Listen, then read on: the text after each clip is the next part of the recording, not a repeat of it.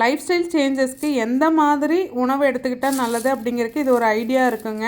கருப்பு முழு உளுந்த ஒரு 4-5 டைம் நல்லா அலசிட்டு அதை ஊற வைக்க வேண்டாங்க. உடனே ஒரு நல்ல அடிக்கனமான பாத்திரத்தில் வச்சு அதை பொறுமையாக சிம்முக்கு மீடியமுக்கு வச்சு வறுத்துட்டே இருந்தோம். அப்படிங்கும்போது நல்லா மணமாக வரும்.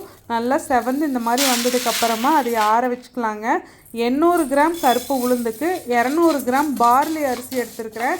பார்லி அரிசியும் இந்த மாதிரி நல்லா பொறுமையாக வறுக்கணும். வறுத்து செவந்து வரும்போது அதையும் தனியாக ஆற வச்சுக்கலாங்க. இதுக்கு இடையில் கருப்பு உளுந்து நல்லா ஆறி இருக்கும். அது மிக்ஸி ஜாருக்கு மாற்றி எவ்வளோ பவுடராக அரைக்க முடியுமோ அந்த மாதிரி அரைச்சிக்கலாங்க. அதுக்கப்புறமா வறுத்து வச்சுருக்கிற பார்லி அரிசியும் நல்லா அரைச்சிக்கலாங்க.